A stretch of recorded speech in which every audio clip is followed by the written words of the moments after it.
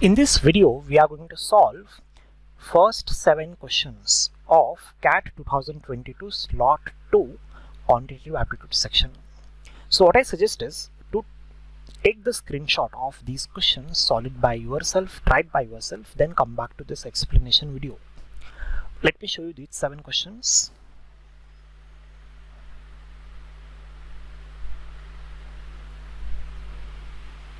Let's start with Quantitative Aptitude section of CAT 2022 Slot 2. So this is the first question. Regular polygons A and B have number of sides in a ratio 1:2 and the interior angles are in a ratio 3:4. Find the number of sides of B is equal to what? Let's have a look at it. So A and B, first of all we will identify the number of sides. They are in a ratio 1:2. So let's assume that number of sides are x and 2x. After that, let's find sum of all interior angles. Sum of all interior angles. The formula is 180 into number of sides x minus 2. Over here 180 into number of sides 2x minus 2. And then after that, let's find the measure of each interior angle. So it is a regular polygon, so measure of each interior angle is going to be equal. That is equal to sum of all interior angles divided by number of sides or number of angles, that is x. Over here 180 into 2x minus 2 divided by number of angles or number of sides 2x. And this ratio, we know this ratio is equal to 3 divided by 4. So over here 180 and 180 gets cancelled out, x and x will get cancelled out. So what is remaining? X minus 2 divided by, over here this 2 and 2 gets cancelled out if you take 2 common. So x minus 2 divided by x minus 1 is equal to 3 divided by 4. If you again cross multiply, 4x minus 8 is equal to 3x minus 3. So if we solve this further, you will get x is equal to 5, and we want to find the number of sides of polygon B, that is equal to 2 into 5. So our answer is 10. Let's have a look at question number 2. In an examination, there were 75 questions. 3 marks were awarded for each correct answer. 1 mark was deducted for wrong answer, and 1 mark was awarded for each unattempted question. Ryan scored a total 97 marks in the examination if number of unattempted questions was higher than the number of attempted questions. Hold on. So over here, let me put some data over here. First of all, attempted questions. Attempted questions, in those some are going to be correct and some are going to be wrong. And then the number of unattempted questions.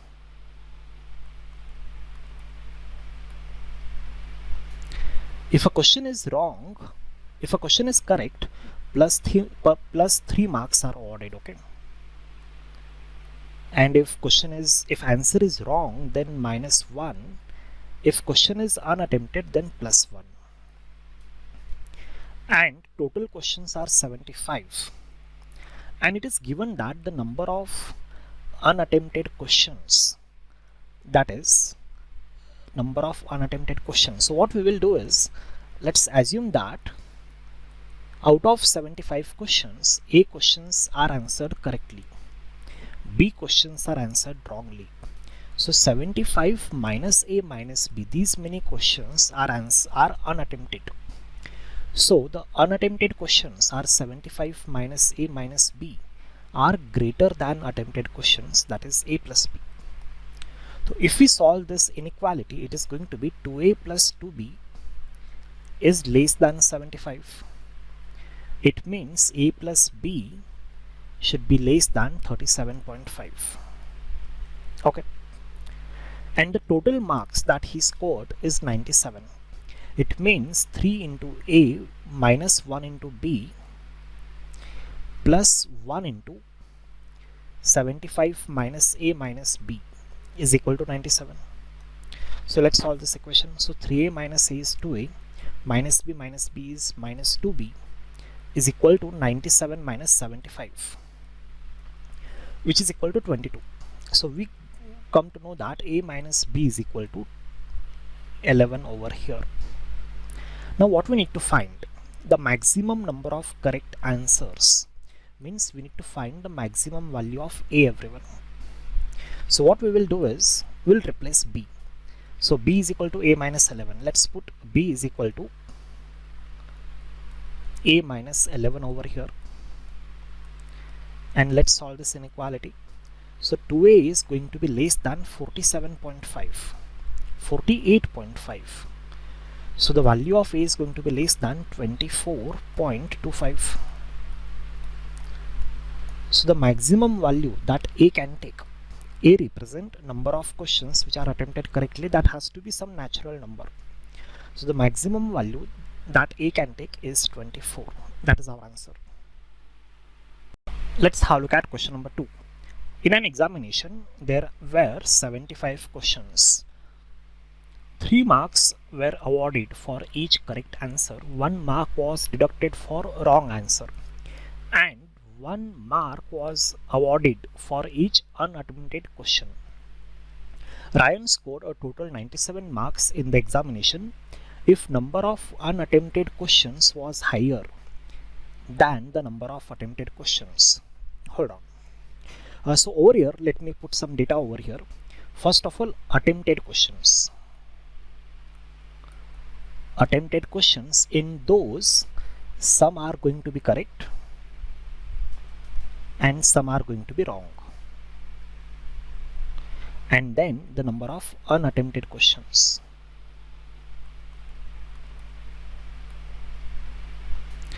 If a question is wrong, if a question is correct, plus 3 marks are awarded, okay? And if answer is wrong, then minus 1. If question is unattempted, then plus 1. And total questions are 75. And it is given that the number of unattempted questions, that is number of unattempted questions. So what we will do is, let's assume that out of 75 questions, A questions are answered correctly, B questions are answered wrongly. So 75 minus A minus B, these many questions are unattempted. So the unattempted questions are 75 minus A minus B are greater than attempted questions, that is A plus B. So if we solve this inequality, it is going to be 2A plus 2B is less than 75. It means A plus B should be less than 37.5. Okay. And the total marks that he scored is 97. It means 3 into A minus 1 into B plus 1 into 75 minus A minus B is equal to 97. So let's solve this equation. So 3A minus A is 2A, minus B is minus 2B is equal to 97 minus 75, which is equal to 22. So we come to know that A minus B is equal to 11 over here. Now what we need to find? The maximum number of correct answers. Means we need to find the maximum value of A, everyone. So what we will do is, we'll replace B. So B is equal to A minus 11. Let's put B is equal to A minus 11 over here.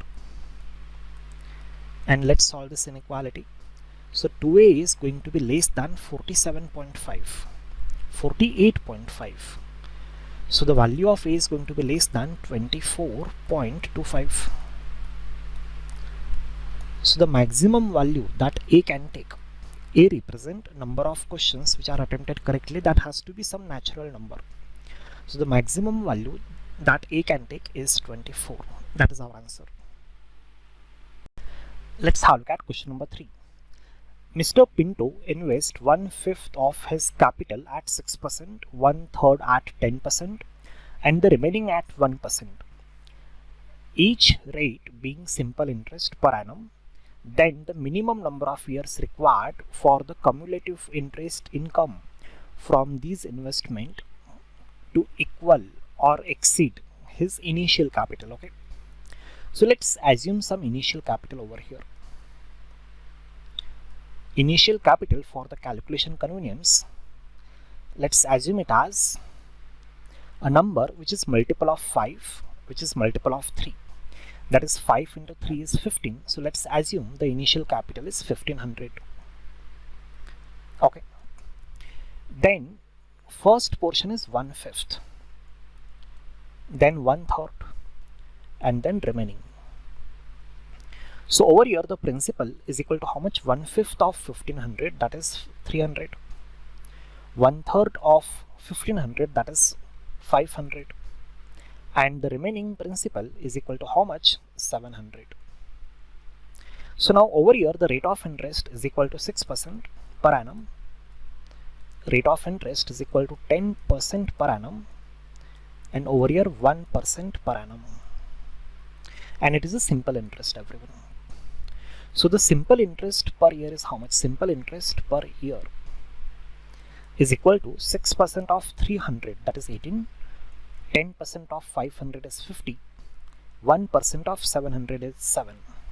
So every year we are going to earn interest of how many rupees? 75 rupees, everyone. So now total interest to be earned, let's say in K years. In K years, total interest that we are going to earn is going to be how much? 75 into K. And we want this total cumulative interest of the total duration K years should be greater than or equal to initial capital 1500. So the value of K should be greater than or equal to 20. So the minimum number of years required, is equal to 20. So 20 is our answer here. Two ships meet mid-ocean, and then one ship goes south and the one ship goes west, both traveling at a constant speed. 2 hours later they are 60 km apart. So look here, one ship is traveling towards south like this, and towards west like this, and we know the distance between these two ships after 2 hours, so it forms a right angle triangle. So let's draw a right angle triangle like this. So let's say ship 1 is traveling in this direction, ship 2 is traveling in this direction. This is the mid-ocean, and 2 hours later the distance between them is 60 km, everyone. So this distance is 60 kilometers. Then the speed of one ship is 6 km per hour more. So let's say the speed of first ship is x, and the speed of second ship becomes x plus 6. This is the speed, x and x plus 6. But we need to consider the distance traveled in 2 hours. So distance traveled in 2 hours is going to be 2 into x here, and over here 2 into x plus 6. And we need to find the speed of slower ship, means we need to find the value of x. So let's use the Pythagoras theorem over here. So Pythagoras theorem says that 2x square plus 2 times x plus 6 bracket square is equal to 60 square, everyone. Okay. Or what you can do is you can consider it as a Pythagoras triplet, 2x, 2 times x plus 6 and 60.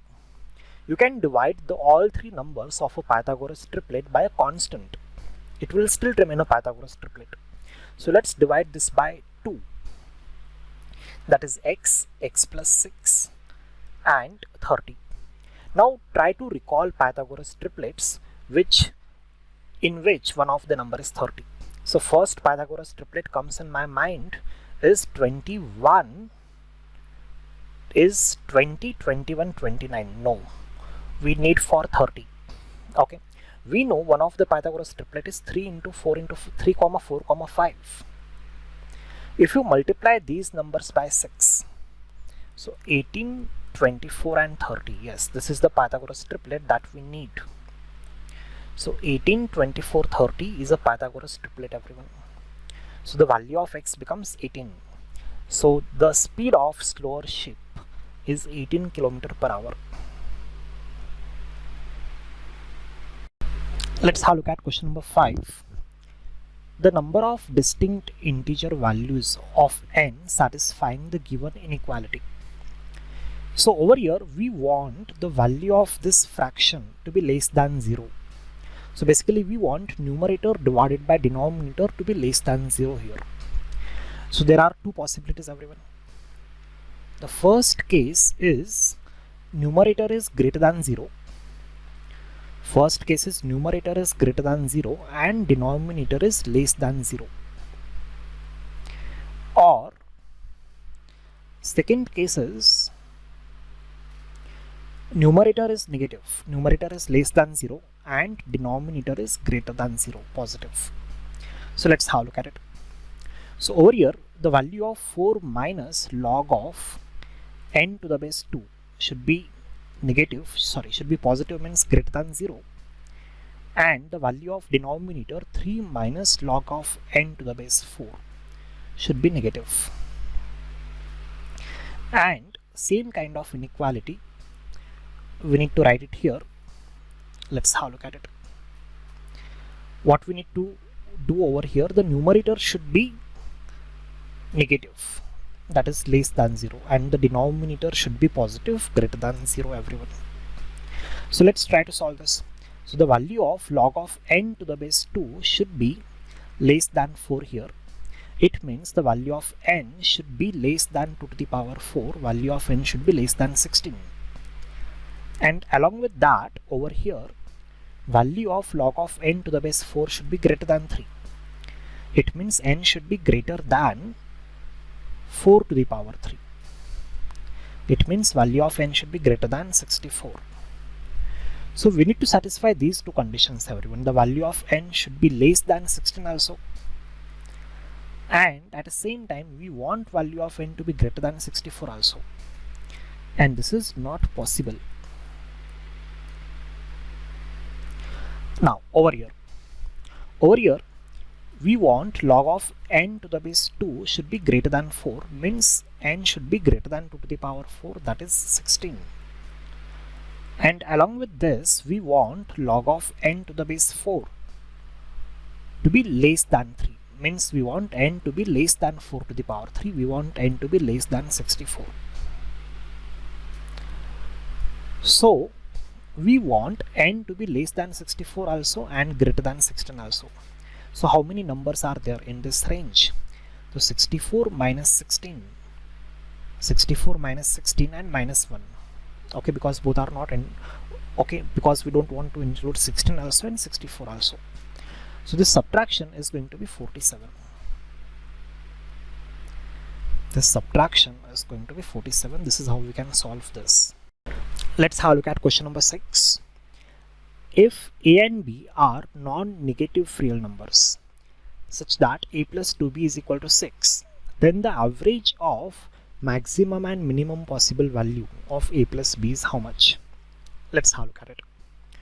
So over here a and b are non-negative real numbers and they are not necessarily integers. So what we can conclude is the value of a is greater than or equal to 0. A is equal to 0 is also acceptable. B is equal to 0 is also acceptable. So a and b should be greater than or equal to 0 such that a plus 2b is equal to 6. So the first solution, you can list it down over here, is a is equal to 0. The value of a cannot be less than 0 here. In that case b will be 3.